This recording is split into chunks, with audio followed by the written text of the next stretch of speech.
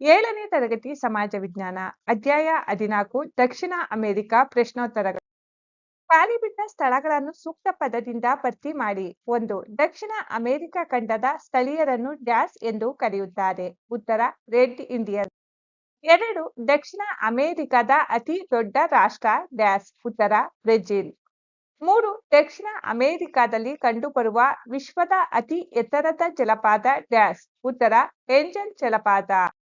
4. ಪ್ರಪಂಚದಲ್ಲೇ ಅತಿ ಎತ್ತರವಾದ ಸರೋವರ ಡ್ಯಾಶ್. ಉತ್ತರ ಟಿಟಿಕಾಕಾ ಸರೋವರ.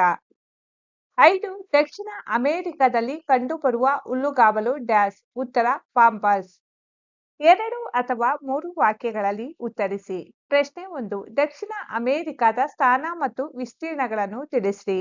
ಉತ್ತರ ದಕ್ಷಿಣ ಅಮೆರಿಕದ ಖಂಡದ ಬಹುಭಾಗವು ದಕ್ಷಿಣಾರ್ಧಗೋಳದಲ್ಲಿದೆ. 12 ಡಿಗ್ರಿ ಉತ್ತರ ಅಕ್ಷಾಂಶದಿಂದ 56 ಡಿಗ್ರಿ ದಕ್ಷಿಣ ಅಕ್ಷಾಂಶದವರೆಗೂ ಮತ್ತು ರೇಖಾಂಶಿಕವಾಗಿ 35 ಡಿಗ್ರಿ ಪಶ್ಚಿಮ ರೇಖಾಂಶದಿಂದ 81 ಡಿಗ್ರಿ ಪಶ್ಚಿಮ ರೇಖಾಂಶದವರೆಗೂ ವಿಸ್ತರಿಸಿದೆ. ದಕ್ಷಿಣ ಅಮೆರಿಕದ ಒಟ್ಟು ಭೂಭಾಗವು ಸುಮಾರು 177.1 ಲಕ್ಷ ಚದರ ಕಿಲೋಮೀಟರ್ ವಿಸ್ತೀರ್ಣವಾಗಿದೆ. ಪ್ರಶ್ನೆ 2. ದಕ್ಷಿಣ ಅಮೆರಿಕದ ಪ್ರಮುಖ ಹುಲ್ಲುಗಾವಲುಗಳನ್ನು ತಿಳಿಸಿರಿ. ಉತ್ತರ ದಕ್ಷಿಣ ಅಮೆರಿಕದ ಪ್ರಮುಖ ಹುಲ್ಲುಗಾವಲುಗಳು ವೆನಿಜುಲಾದ ಲಾನೋಸ್, ಬ್ರೆಜಿಲ್ನ ಕಾಂಪಸ್, ಅರ್ಜೆಂಟೈನಾದ ಪಾಂಪಸ್. ಪ್ರಶ್ನೆ 3. ದಕ್ಷಿಣ ಅಮೆರಿಕದ ಪ್ರಮುಖ ಸಸ್ಯ ಹಾಗೂ ವನ್ಯಜೀವಿಗಳನ್ನು ಹೆಸರಿಸಿರಿ. ಉತ್ತರ ದಕ್ಷಿಣ ಅಮೆರಿಕದ ಪ್ರಮುಖ ಸಸ್ಯಗಳು ಮಹಾಗನಿ, ಎಬೋನಿ, ರಬ್ಬರ್ ಮರ, ಮೆಕ್ಕೆಜೋಳ, ಗೋಧಿ, ಭತ್ತ, ಕಾಫಿ, ಹತ್ತಿ, ಕಬ್ಬು ಇತ್ಯಾದಿಗಳು.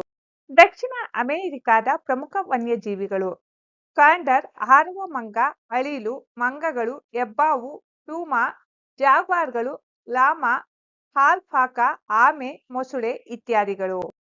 ಪ್ರಶ್ನೆ 4. ದಕ್ಷಿಣ ಅಮೆರಿಕದ ಹೆಚ್ಚು ಜನಸಾಂದ್ರತೆಯನ್ನು ಹೊಂದಿರುವ ಪ್ರಮುಖ ನಗರಗಳನ್ನು ಹೆಸರಿಸಿರಿ. ಉತ್ತರ Buenos Aires, Rio de Janeiro, Sao Paulo ಮುಂತಾದ ನಗರಗಳು ದಕ್ಷಿಣ ಅಮೆರಿಕದ ಹೆಚ್ಚು ಜನಸಾಂದ್ರತೆಯನ್ನು ಹೊಂದಿರುವ ಪ್ರಮುಖ ನಗರಗಳಾಗಿವೆ.